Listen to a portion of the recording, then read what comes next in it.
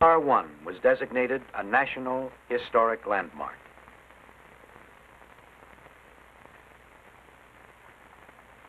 More than 15,000 people were on hand when President Johnson arrived at the central facilities of the National Reactor Testing Station. He was accompanied by Mrs. Johnson, the chairman of the Atomic Energy Commission, Dr. Glenn Seaborg, members of the Joint Committee on Atomic Energy, and a large delegation of prominent national and regional dignitaries.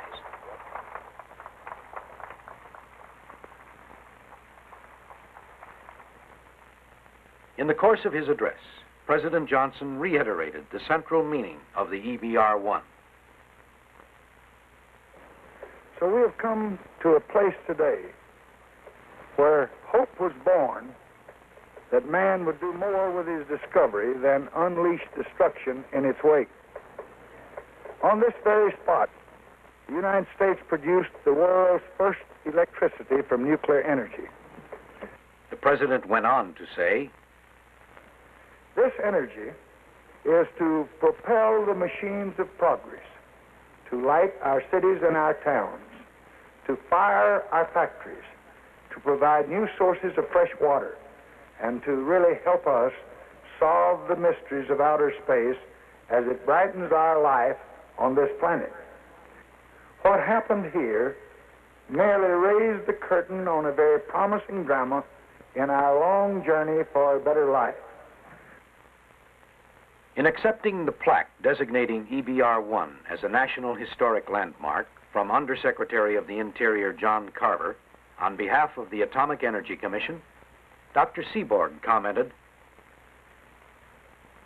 I accept it also on behalf of the National Reactor Testing Station and the Argonne National Laboratory, whose representatives are here today, and whose outstanding scientists and engineers made the EBR-1 possible and thereby created this landmark in our atomic age, as well as in our national history. On this occasion, I would like to give special recognition to the Argonne National Laboratory, whose pioneering work in the nuclear field has been responsible for so many of the advances we are enjoying today in this important field. From central facilities, the President and Mrs. Johnson went to the experimental breeder Reactor 1.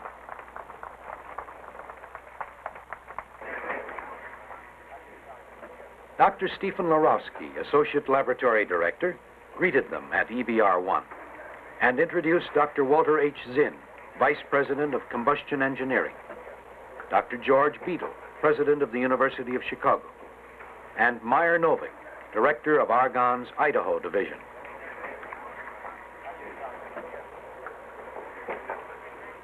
The visit had an atmosphere of pleasant excitement, coupled with the usual stir of the press and the photographers. Converted to electricity by using plutonium as the fuel.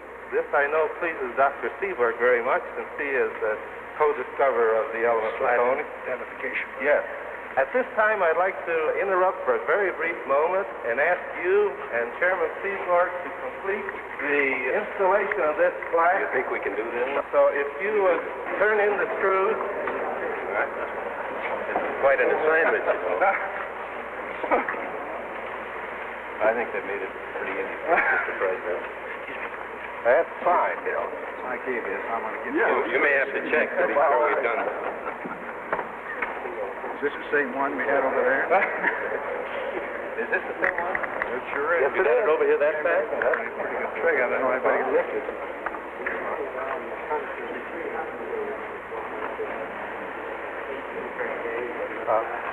This reactor also a few minutes. Thank you, Mr. President, Mr. Chairman.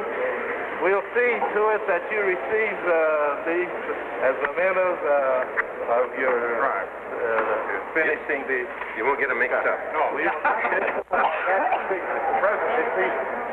Now, the reactor itself is located behind this massive concrete shield, and because of that, one can never see the reactor. However, As Dr. Larowski escorted the President and Mrs. Johnson on a tour of the facility, he described major features of the EBR-1, utilizing photographs and reactor components on display. This particular one is at a stage when we're ready to lower the reactor. Just repeating this is a top view of the reactor. Over here,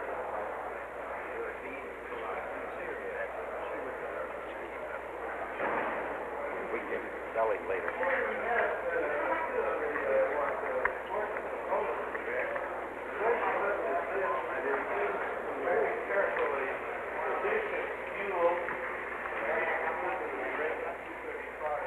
The president was very attentive as they moved through the facility and up to the historic turbine generator, giving special attention to the signatures on the wall of the 16 men who were present when EBR-1 first generated electricity.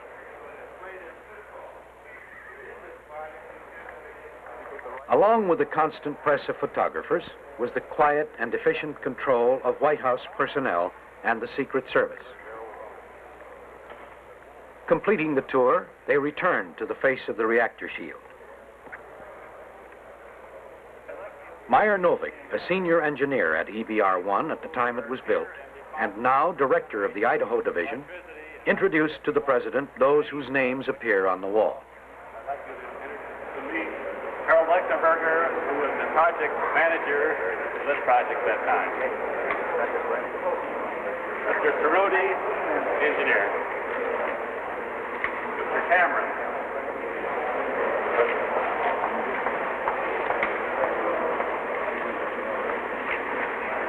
Mr. Whittam. Mr. Wilkie. Mr. Johnson. Mr. King. Mr. Barrow. Mr. Lofton. Dr. Zinn. Mr. Koch. Mr. McGinnis. Mr. Stonehocker. And Mr. Pettit.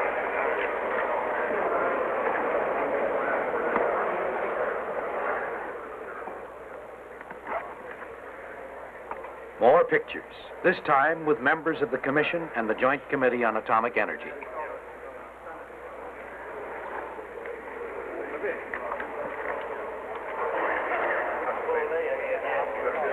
Can't you get your sign together quick? Dr. Beadle? Sweet up. Then the president of the University of Chicago, Dr. George Beadle, presented President Johnson with a token symbolizing EBR-1's historic achievements. My honor to have this little token on this occasion, and here it is. It's a light bulb. It's not an ordinary light bulb. It's a burst light bulb that was lighted by energy from a nuclear reactor powered by plutonium. And it's yours to remember this occasion by. And we're honored and we thank you. Yeah, the first. I want to tell you exactly where it's going. In the St. Johnson Library, a marvelous exhibit. One of the things that happened during our time of working for this country. That's going to solve our... Could you show it to the handcuff on? One more. Lights? In spite of the pleasant admonishment, the president graciously consented to a group picture with the 16 members of the Argonne team present. The original group.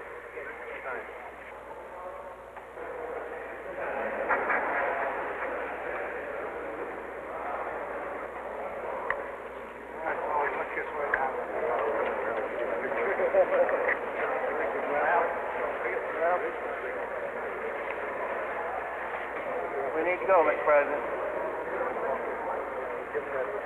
Before saying goodbye, the president and Mrs. Johnson had a few words with former Congressman Ralph Harding from Idaho.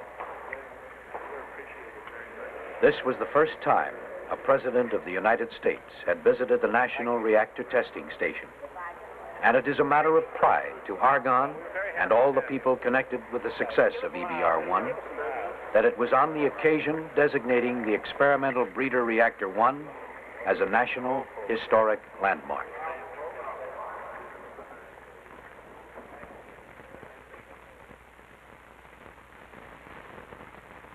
As the President was leaving EBR 1,